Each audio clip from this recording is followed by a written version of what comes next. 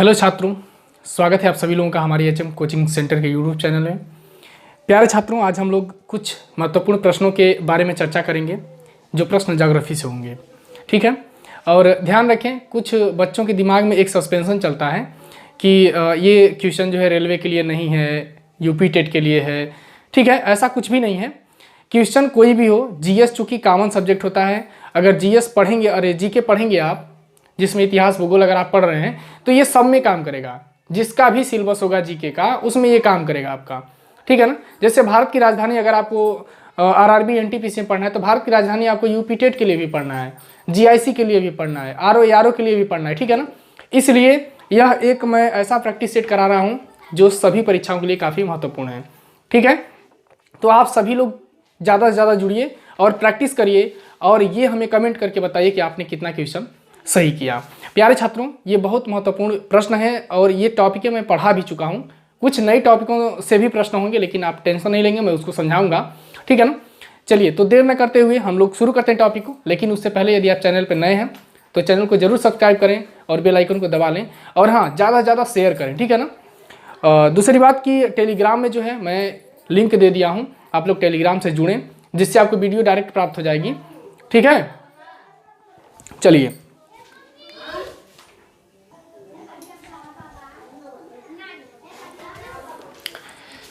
Sorry, ठीक है ना। चलिए देखते हैं हम लोग। तो सबसे पहले प्रश्न की चर्चा करते हैं और देखेंगे, और हाँ, इसे आप नोट करते चलेंगे सभी लोग। प्रश्न को देखेंगे। पहला प्रश्न है आपका कि पृथ्वी की अपने कक्ष में सूर्य से निकटतम दूरी को कहते हैं। पृथ्वी की अपने कक्ष में सूर्य से निकटतम दूरी को कहते हैं। इसमें ऑप्शन ए दिया है आपका, option A, option B, option C करके आप देखेंगे और ट्रिक करके हमको बताएंगे कितना आपने सही किया। ऑप्शन ए है अपसौर, ऑप्शन ए है आपका अपसौर है, ऑप्शन बी है उपसौर है, और ऑप्शन सी है आपका, ऑप्शन सी है अपभू, और ऑप्शन डी है आपका उपभू। इसमें आपको ट्रिक करके बताना है कि कौन सा सही होगा। ठीक है, चलिए ट्रिक करके आप सभी लोग आंसर दीजिए हमको, कौन सा इसमें सही होगा। क्वेश्चन को आप पढ़ेंगे, देख लें क्वेश्चन को। ठीक है, क्वेश्चन है आपका कि पृथ्वी की अपने अक्ष में सूर्य से निकटतम दूरी को कहते हैं। तो ध्यान दीजिए, निकटतम दूरी को जब भी पूछेगा तो निकटतम दूरी को हम लोग कहते हैं उपसौर। इसको समझ लेते हैं। देखिए, पृथ्वी, जैसे मान लीजिए ये सूर्य है आपका, ये सूर्य है, और इसकी कक्षा में ये पृथ्वी की कक्षा है जो इसके चारों तरफ क्या कर रही है, सूर्य का चक्कर कर रही है। ध्यान दीजिए, पृथ्वी कभी सूर्य से नजदीक होती है तो कभी पृथ्वी सूर्य से क्या होती है, दूर होती है। जैसे यहाँ पे देखेंगे आप, यहाँ पे पृथ्वी सूर्य से दूर है आपका, यहाँ पे पृथ्वी सूर्य से नजदीक हो जा रही है। यानी कि जिस समय पृथ्वी सूर्य से नजदीक होती है तो एक घटना होती है, और उस घटना को हम लोग क्या कहते हैं, उपसौर कहते हैं। ये घटनाएं दो डेट पर होती हैं। देखिए, एक 3 और दूसरी 4। महीने की बात करेंगे तो एक जनवरी में और दूसरा जुलाई में। ठीक है, अब देखेंगे, इसको याद करने का ट्रिक देख लीजिए आप सभी लोग। जब कभी छोटी घटना को पूछेगा, यानी कि कम दूरी को पूछेगा, दूरी कम होगी तब, तो कम दूरी की पूछेगा तो इसमें कम संख्या कौन सी है, 3 है, यानी 3 तारीख को होगा। अब महीने की बात करेगा, किस महीने में, तो देखिए इन दोनों में से किस में वर्ड अधिक है। JULY में 4 वर्ड है और JAN में आपका 3 वर्ड है, तो ये छोटा हुआ, यानी कि छोटी दूरी को पूछेगा, अर्थात उपसौर की घटना को जब भी पूछेगा तो क्या बताएंगे, 3 जनवरी। समझ में आ गया। यानी कि 3 डेट जो है ये भी छोटी है इससे, और ये 4 जनवरी भी 3 ही वर्ड है इसमें, यानी कि ये आपका सही हो गया। अब उपसौर की घटना को पूछेगा तो क्या बताएंगे आप लोग, 3 जनवरी को होता है। ठीक है, और ये पृथ्वी जो है सूर्य से काफी नजदीक होती है। ये उपसौर की घटना को पूछेगा तो पृथ्वी जब सूर्य से दूर जाती है, जब पृथ्वी सूर्य से दूर होगी, जब पृथ्वी सूर्य से दूर होगी तब क्या होगा आपका, तो ये अपसौर वाली घटना होती है, यानी कि बड़ी दूरी होती है। ठीक है ना, ध्यान दीजिए। और ये कब होती है, तो ये 4 जुलाई को होती है। कब होती है, 4 जुलाई को होती है। ठीक है, ये घटना कब होती है, ये 4 जुलाई को होती है। ठीक है, चलिए इसे आप नोट कर लें। इसके बाद हम लोग अगले प्रश्न की चर्चा करते हैं। आप सभी लोग कमेंट करके बताएं हमको कि आपने कितना प्रश्न सही किया, ये चीज हमको जरूर बताएंगे आप सभी लोग, ठीक है, कमेंट करके आप सभी लोग जरूर बताएंगे ये बात, ठीक है ना। चलिए नेक्स्ट अगला प्रश्न हम लोग देखते हैं। अगला प्रश्न है आपका कि एक दिन सूर्य पृथ्वी से सबसे निकट होता है तब पृथ्वी के लिए कहा जाता है। यानी कि प्रश्न को देखिए घुमा करके पूछा है कि एक दिन सूर्य पृथ्वी के सबसे निकट होता है तब पृथ्वी के लिए कहा जाता है। तो इसमें घटना वही दिया है आपका, ऑप्शन ए दिया है अपसौर, ऑप्शन बी कर दिया है उपसौर, ऑप्शन सी है आपका अपभू और ऑप्शन डी है आपका उपभू, ठीक है ना। तो ये भी वही प्रश्न है आपका और इसमें पूछ रहा है कि सूर्य अधिक निकट होता है पृथ्वी से तो कौन सी घटना होती है। तो मैंने बता दिए कि निकट की बात जब भी करेगा तो कौन सी घटना होगी आपका, उपसौर की घटना होगी, और दूरी अधिक होगी तो क्या होगा, अपसौर की घटना होगी, ठीक है ना। चलिए नेक्स्ट अगला प्रश्न है आपका कि अपसौर की स्थिति होती है। प्रश्न कह रहा है देखिए आप सभी लोग कि अपसौर की स्थिति होती है। यहां ऑप्शन भी आप लोग देख लेंगे, ऑप्शन ए दिया है आपका 3 जनवरी को, ऑप्शन बी दिया है 21 जून और ऑप्शन सी दिया है 4 जुलाई को और ऑप्शन डी दिया है आपका 22 दिसंबर को। तो इसमें सही कौन सा होगा आप यहाँ पे देखेंगे, मैंने अभी अभी समझाया जस्ट कि अपसौर की घटना कब होती है। तो बड़ी डेट इसमें कौन सी है आपका 4 जुलाई है, यानी कि 4 जुलाई को अपसौर की घटना होती है। चलिए अगले प्रश्न में हम लोग चलते हैं और अगला प्रश्न है आपका कि पृथ्वी का औसत घनत्व है। देखिए आप सभी लोग कि पृथ्वी का औसत घनत्व है, इसमें ऑप्शन ए दिया है आपका 2.5, ऑप्शन बी दिया है आपका 5.5, ऑप्शन सी दिया है 6.0 और ऑप्शन डी है आपका 6.5, ठीक है। तो पृथ्वी के औसत घनत्व की बात ये कर रहा है, तो यहाँ पे जो ऑप्शन सी होगा ये हो जाएगा आपका 5.5 हो जाएगा, ठीक है ना। यानी कि पृथ्वी का औसत घनत्व होता है आपका 5.5 होता है, इसे आप नोट कर लें। और ये मोस्ट इंपॉर्टेंट प्रश्न है, बहुत ही महत्वपूर्ण प्रश्न है ये, ठीक है, और इसको पेपर में बार बार पूछा गया है, ठीक है। चलिए नेक्स्ट अगले प्रश्न में हम लोग चलते हैं और अगला प्रश्न देखिए फिर घुमा करके प्रश्न किया है कि संपूर्ण पृथ्वी का औसत घनत्व है। ये मैं प्रैक्टिस सेट करा रहा हूँ आप सभी लोगों को, और ये आप नोट भी करते चले जो आपको नया क्वेश्चन लगता है, और ज़्यादा से ज़्यादा शेयर भी करते चले इसको, ठीक है ना। प्रैक्टिस करें और देखें कि आप कितना कर पा रहे हैं, कितना टच कर रहे हैं आप लोग। संपूर्ण पृथ्वी का औसत घनत्व है, ऑप्शन ए दिया है इसमें 2.5, ऑप्शन बी है आपका 3.5, ऑप्शन सी दिया है 5.5 और ऑप्शन डी दिया है 11.0। तो प्रश्न कर रहा है आपसे कि संपूर्ण पृथ्वी का औसत घनत्व है, तो इसमें अभी अभी हमने बताया कितना है संपूर्ण पृथ्वी का औसत घनत्व 5.5 है आपका, ठीक है। चलिए नेक्स्ट अगला प्रश्न हम लोग करते हैं और अगला प्रश्न है आपका कि पृथ्वी की उत्पत्ति एक तप्त निहारिका से हुई है, यह किस विद्वान की विचारधारा है। यह प्रश्न थोड़ा सा घुमा दिया है और यह प्रश्न टीजीटी, पीजीटी, जीआईसी और आरओ के लिए काफी इंपॉर्टेंट है, ठीक है। पृथ्वी की उत्पत्ति एक तप्त निहारिका से हुई है, यह किस विद्वान की विचारधारा है, यह प्रश्न कर रहा है। देखेंगे आप सभी लोग, ऑप्शन ए दिया है जेम्स एवं जीन्स ने, ठीक है ना, ऑप्शन बी है लाप्लास ने, ऑप्शन सी है कांट और ऑप्शन डी है होयल एवं लिटिलटन ने, ठीक है। तो निहारिका परिकल्पना को ये पूछ रहा है और ये सही होगा आपका लाप्लास। क्या सही होगा, लाप्लास ने दिया है, ये सिद्धांत किसने दिया है, लाप्लास ने दिया आपका। चलिए नेक्स्ट अगला प्रश्न है, चर्चा करते हैं हम लोग कि पृथ्वी की उत्पत्ति की निहारिका परिकल्पना का प्रतिपादन किसने किया था। देखिए प्रश्न को घुमा दिया कि पृथ्वी की उत्पत्ति की निहारिका परिकल्पना का प्रतिपादन किसने किया था। तो इसमें भी जो ऑप्शन सही होगा आपका क्या होगा, लाप्लास ही ऑप्शन सही होगा। इसी तरह से छात्रों ये प्रश्न को घुमा देते हैं और प्रश्न पूछा जाता है आप सभी लोगों से, ठीक है ना। चलिए अगला प्रश्न है आपका कि सूर्य के प्रकाश को पृथ्वी तक पहुंचने में कितना समय लगता है। सूर्य के प्रकाश को पृथ्वी तक पहुंचने में कितना समय लगता है। देखिए आप सभी लोग ऑप्शन, और ऑप्शन देखिए मैं यहां समझा दे रहा हूं, ठीक है।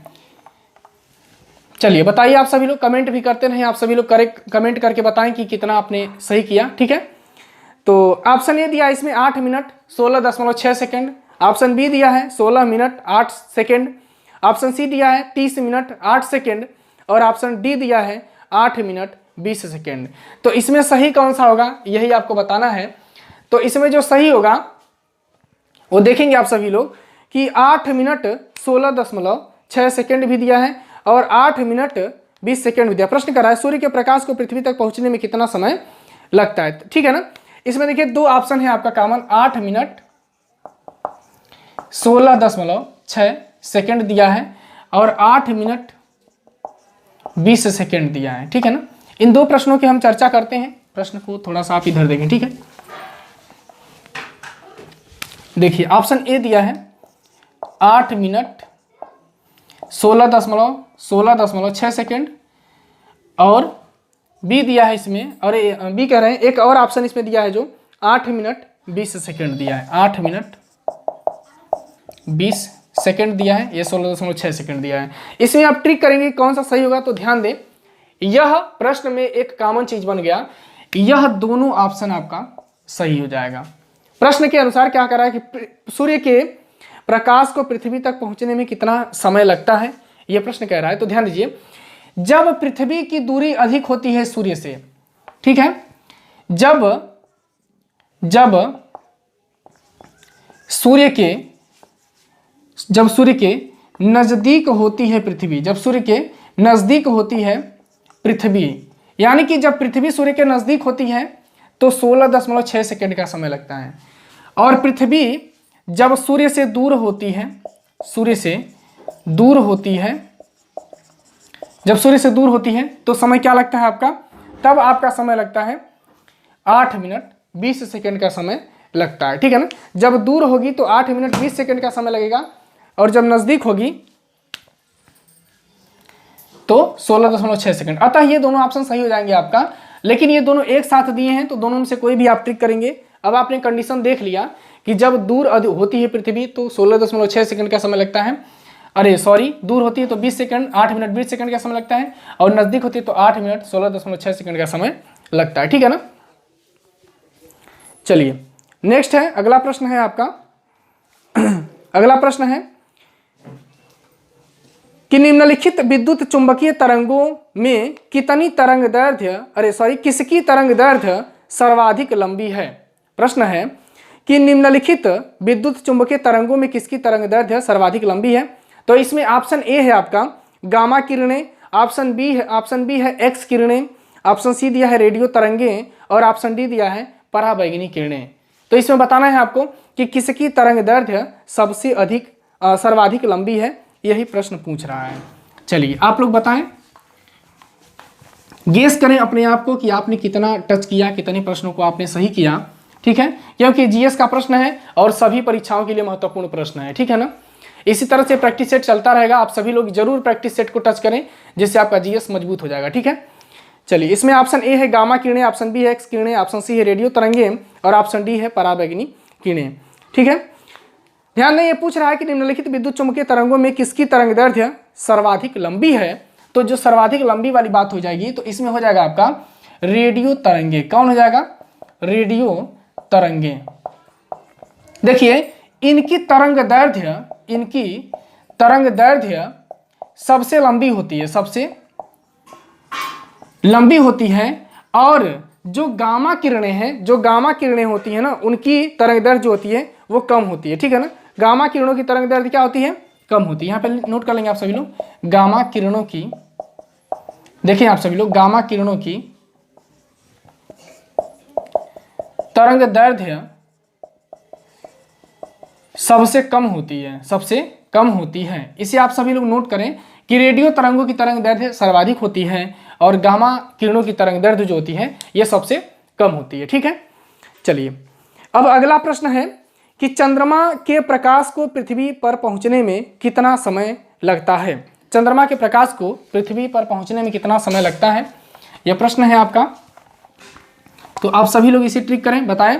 प्रश्न देखें आप सभी लोग कि चंद्रमा के प्रकाश को पृथ्वी पर पहुंचने में कितना समय लगता है। ऑप्शन ए है 2 सेकंड, ऑप्शन बी है 1.3 सेकंड, ऑप्शन सी दिया है इसमें 4 सेकंड, और ऑप्शन डी दिया है इनमें से कोई नहीं। बताएं आप लोग इसमें से कौन सा सही हो जाएगा, ठीक है। तो चलिए मैं बता देता हूं, इसमें जो ऑप्शन सही होगा आपका ये हो जाएगा 1.3 सेकंड, यानी कि चंद्रमा के प्रकाश को पृथ्वी तक आने में कितना समय लगता है, 1.3 सेकंड। अतः ऑप्शन बी जो है यहां पर सही हो जाएगा, ठीक है। नेक्स्ट अगला प्रश्न है, थोड़ा टेक्निकल है, इसे देखें आप सभी लोग। प्रश्न है आपका कि 21 मार्च और 23 सितंबर को उच्चतम सूर्यताप प्राप्त होता है।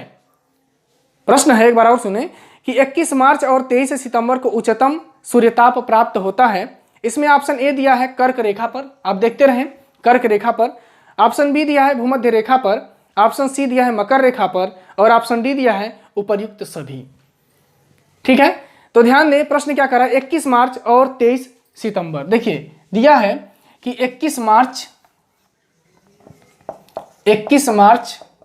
और 23 सितंबर, यानी कि पूछ रहा है कि कहां पर, पृथ्वी के किस भाग पर जो है यह सूर्य ताप सर्वाधिक होगा, यही प्रश्न कर रहा है। तो ध्यान दें, देखिए 21 मार्च और 23 सितंबर के दिन पूरे पृथ्वी पर दिन रात एक समान होता है,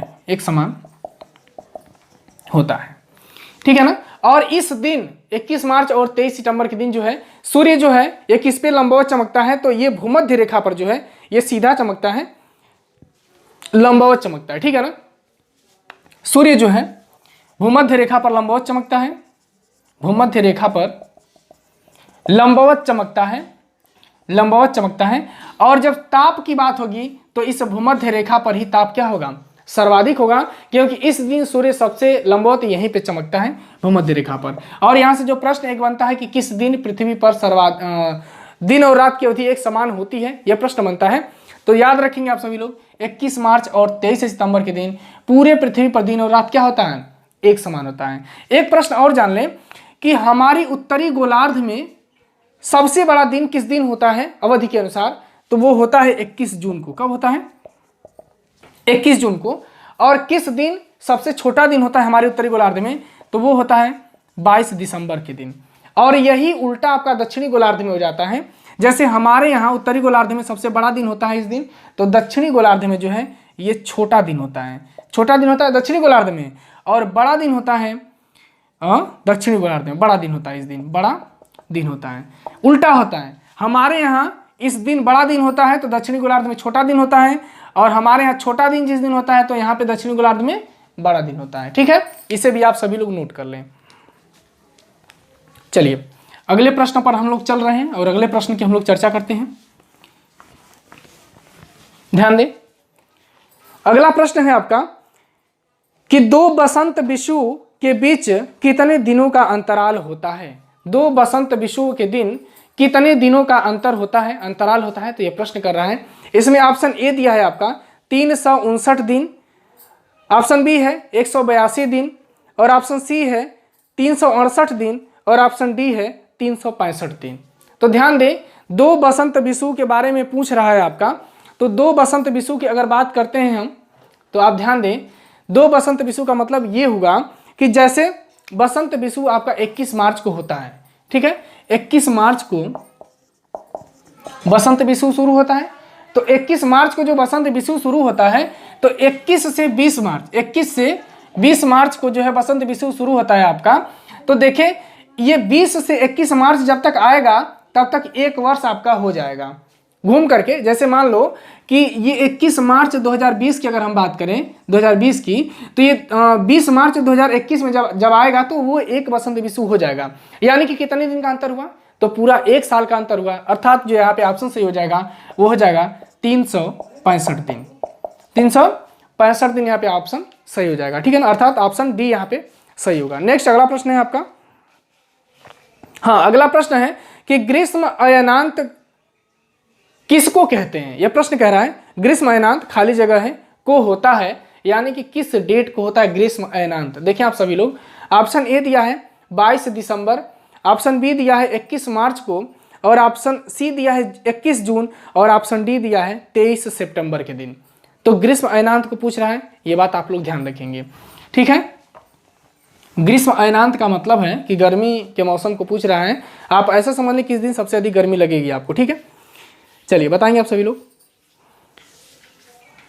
चलिए तो ध्यान दें आप सभी लोग, ग्रीष्म अयनांत को पूछ रहा है।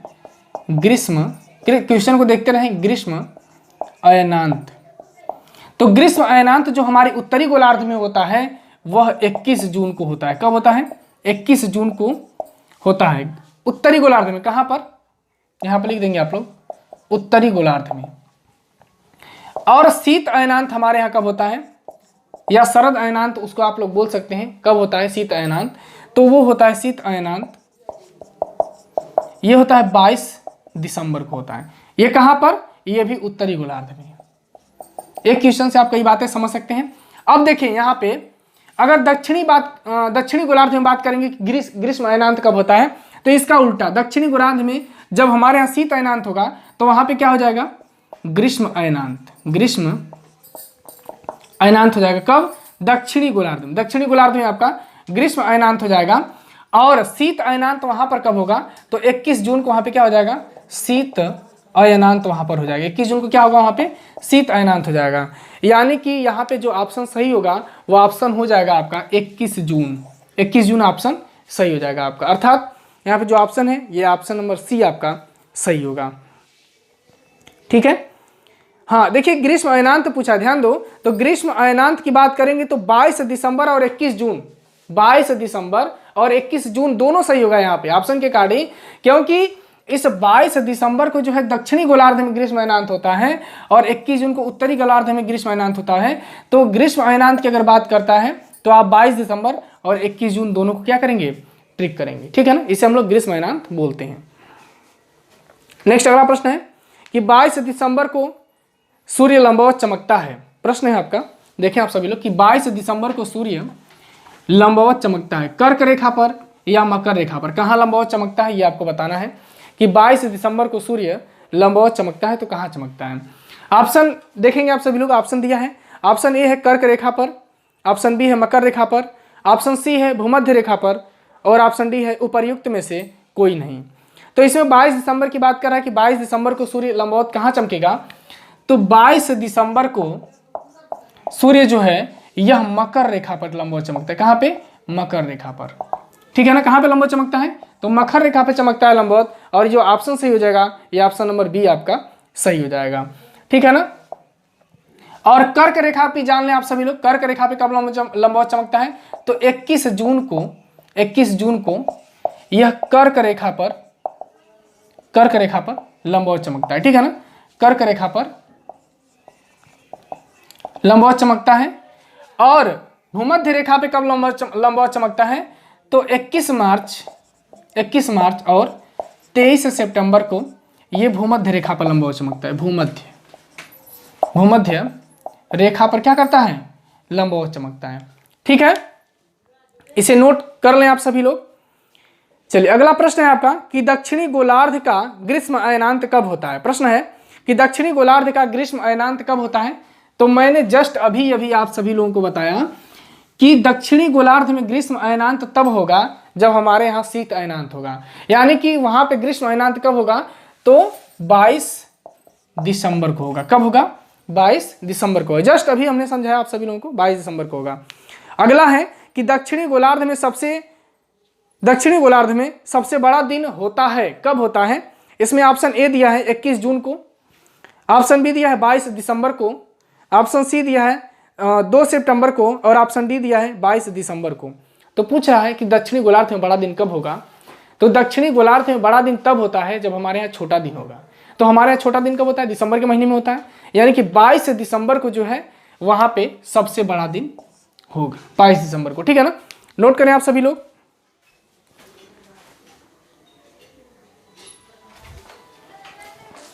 चलिए नोट करें, ठीक है ना। हाँ ध्यान दें कि जब हमारे यहाँ देखिए उल्टा होता है, दक्षिणी गोलार्ध और उत्तरी गोलार्ध में सेम उल्टा है। जब हमारे यहाँ ग्रीष्म अयनांत होगा तो वहाँ पे शीत अयनांत होगा, और जिस डेट को हमारे यहाँ शीत अयनांत होगा तो वहाँ पे ग्रीष्म अयनांत होगा। ठीक है, तो ये रहे आज के कुछ महत्वपूर्ण प्रश्न आप सभी लोगों के लिए। और आरओ की वैकेंसी आ गई है, आप सभी लोग अपने हौसले को बुलंद करके वैकेंसी को अप्लाई करिए, और मैं ये दुआ करता हूँ कि आप सभी लोग सेलेक्ट भी हो जाइए। ठीक है ना, और खूब ज़्यादा मेहनत करें आप सभी लोग। ठीक है, और ये जीएस के जितने मैं इंपॉर्टेंट प्रश्न दे रहा हूँ इसको आप लोग एक अच्छी सी नोट बना करके उस पर नोट भी करते चलें और प्रैक्टिस भी करें, खूब ज़्यादा प्रैक्टिस करें। ऐसा नहीं कि हम लोग जितना पढ़ा रहे हैं केवल उतना ही प्रैक्टिस करें, नहीं, उससे अधिक, उससे तेज आप सभी लोग चलिए। ठीक है ना, चलिए तो मैं लेता हूँ इसी के साथ आप लोगों से विदा। फिर मिलेंगे हम लोग अगली टॉपिक में कुछ महत्वपूर्ण प्रश्नों के साथ। तब तक के लिए धन्यवाद।